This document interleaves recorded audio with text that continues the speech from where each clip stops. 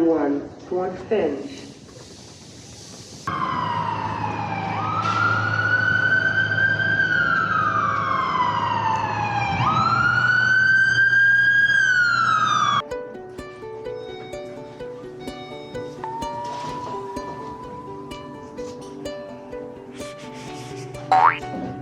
So ito nga pala guys, ang pinaka dito, worst na kapwa mo kababayan ay nagsisiraan sa trabaho.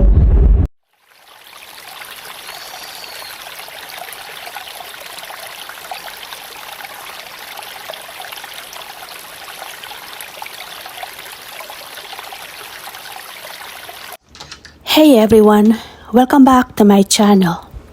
It's Geraldine here, and today's vlog is all about getting back into the swing of things after a relaxing vacation. As you may know, I work as a personal support worker, or PSW, and today is my first day back at work after a well-deserved break. Alright, so I've got my scrubs on and I'm all set to dive back into the routine. It's always a mix of emotions coming back, but I'm excited to see my clients and colleagues. I'm just about to head to the office to pick up my supplies for the day. It's essential to make sure I have everything I need to provide the best care for my clients. So let's go.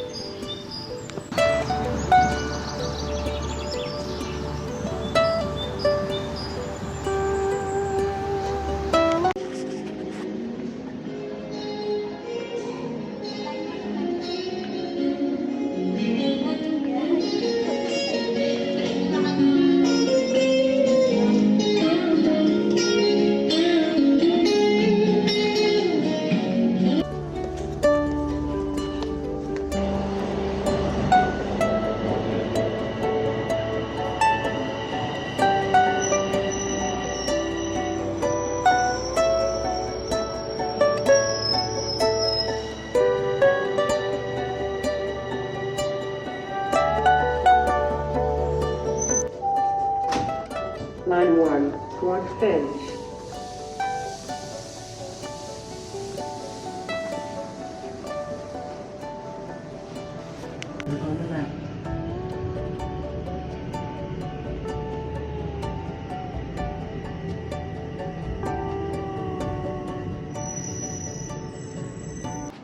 Here we are at the office.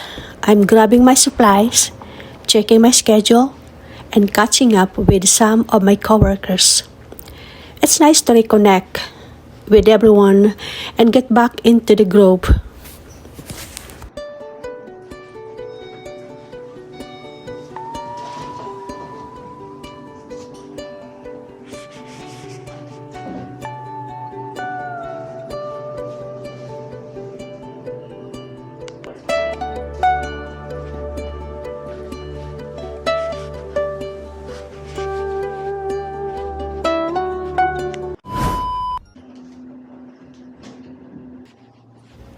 Now that I've got all my supplies, it's time to catch the train.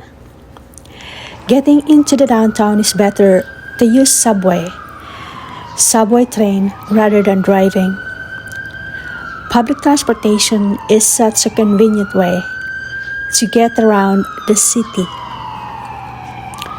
to avoid traffic. It's more faster and more efficient. And I had a great time to gather my thoughts before the workday officially begins. Returning to work after a break is often a mixed anticipation and readiness to dive back into professional responsibilities. However, Navigating workplace dynamics, especially when dealing with toxic coworkers who share the same nationality, can add an extra layer of complexity. As you enter the work environment, it's essential to maintain a positive mindset and focus on your professional goals.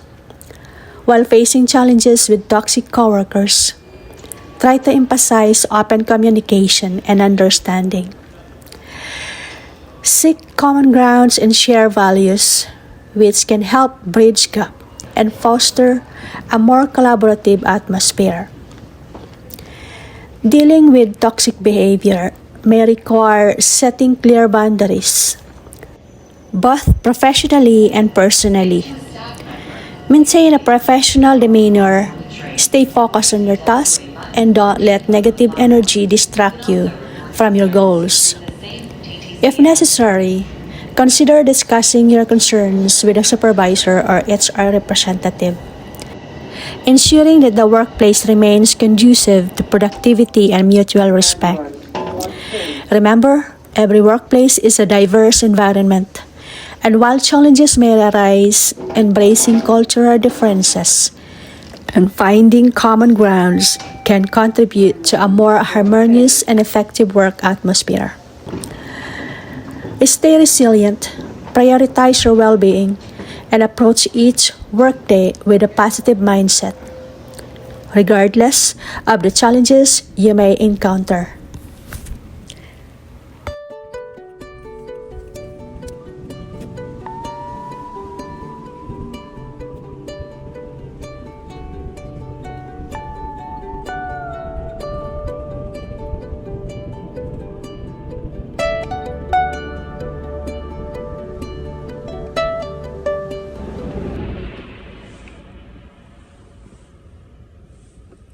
Hi guys, good morning.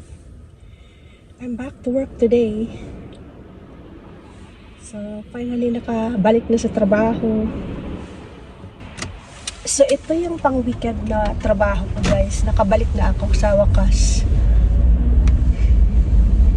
Namiss ako ng mga clients ko, sobra. Akala nila hindi na daw ako babalik. Sabi ko, I'm back. I thought you're not coming back anymore like everybody else.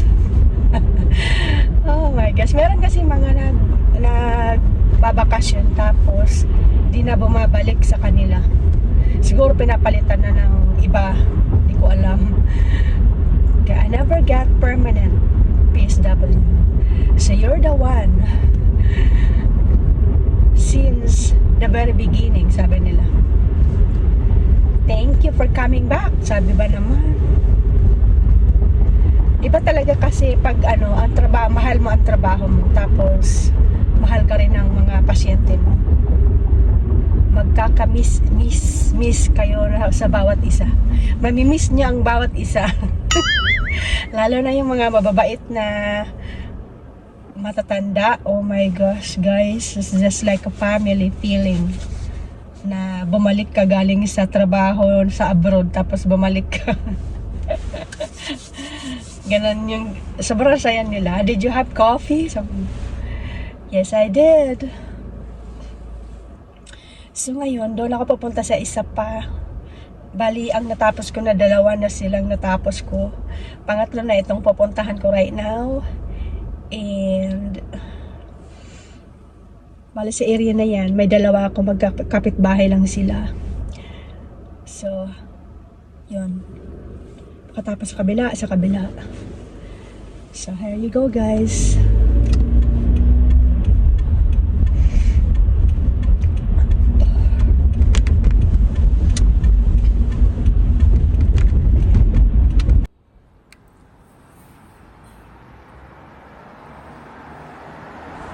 Ang weather ngayon hindi siya masyado malamig, 4 degrees. So it's gloomy day pero hindi siya nag-i-snow at warm guys. It's better rain than snow. It's okay na ulan ba kaysa snow. Kaya this week I guess the winter is almost over. Kasi warm na nga. So, eto tayo ngayon. Back sa pagiging busy-busy ulit. Parang ni-miss ko rin.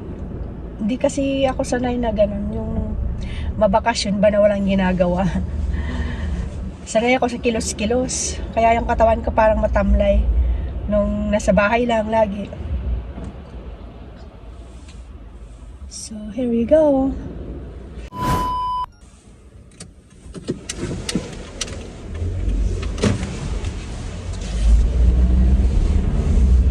So, tapos na naman tayo guys dito. Ilan na lang natitira ko. 4 na lang. So, time right now is 11 in the morning. So, ito nga pala guys, ang pinaka dito, worst na kapwa mo kababayan ay nagsisiraan sa trabaho. Kaya ang title natin ngayon, oh my gosh, obviously. Yung isa kasi, ito kasi nangyari ng ng Christmas. Tapos, matagal na ito sila nagbabangayan sa trabaho. Oh my gosh. Ako naiipit. Yung isa kasi malapit din sa akin. Yung isa din malapit din sa akin. Kasi, yung isa, partner ko siya sa pang-Sabado. Yung isa naman, partner ko siya sa pang-Linggo. So, bali, close kami. Yung dalawa na yun, close kami. Yung isa magsusumbong sa akin, opposite sa sinabi ng isa. Yung isa nagsusumbong sa akin, opposite naman doon sa sinabi ng isa. Sabi ko, oh my gosh, tayo na nga lang dito mga Pilipino, nagbabangayan pa. Tapos yung isa kasi mataas ang pride. Yung ayaw ba magpalamang guys. Tapos naiinggit yung isa. Yung isa kasi, sabi ng coordinator namin, ay yung supervisor namin, ilalagay siya sa medyo mataas-taas para tuturuan niya yung mga baguhan na bagong hire na mga PSW. Yung isa naman, narinig niya yung sinabi ng supervisor, aba, parang nainggit yata. Filipino yun ha. Sabi ko, walang mangyayari sa mga to. Sabi ko nung gano'n, nung nagsusumbong sila sa akin. Ako wala akong pakialam dyan sa mga away-away nyo sa tungkol sa trabaho. Ang akin lang, ginagawa ko lang yung trabaho ko. I know partner kita mamaya, tapos ikaw partner ko rin bukas. Okay tayo sa trabaho lang. Pag tapos natin ng trabaho, wala na. Kayo kung makisali dyan sa gulo nyo. Oh my gosh, lagi sila guys, tindit ang bangayan nila, grabe. Yung isa kasi natanggalan ng ilang pasyente sa schedule niya, gawa ng natuklasan.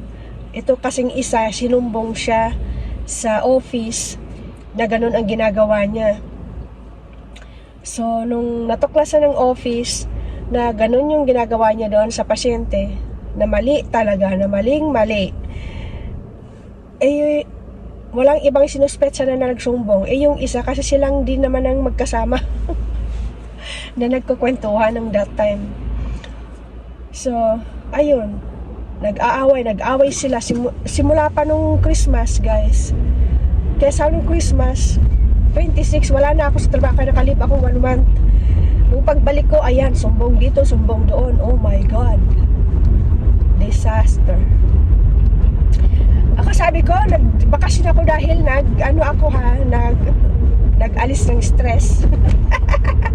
Pero abutan ko stress dahil sa inyo. Oh my gosh, di ko na rin pinapansin yung dalawa na yun. Sabi ko, wala akong paki dyan sa nyo, away nyo. Basta ako, ginagawa ko lang yung trabaho. Ganun dito guys. Huwag kang magtiwala sa kapwa mo. Pwede naman, magtiwala ka, huwag mong ibigay yung 100%. Ay sus, lalo na sa trabaho, Sa trabaho, pag may katrabaho kang Pilipino, never trust. Oh my goodness. At meron dyan, guys, ang inggitan hindi nawawala. Sos Mariosep. Yun bang palakasan ba? Yung palakasan sa supervisor. Oh my gosh, coordinator. Minsan dyan may bibilhan niya yung supervisor na kung ano-ano para, you know, makadikit. Ganun dito sa ibang bansa. Kaya never trust 100% sa mga katrabaho nyo na Pilipino, kapwa Pinoy. Mas gustuhin ko pang mga ibang lahi na katrabaho kaysa kapwa mo Pinoy. Sus Mariosep. At naranasan ko na rin yan doon sa kabilang trabaho ko. Gagawa siya at gagawa ng paraan para masiraan ka lang.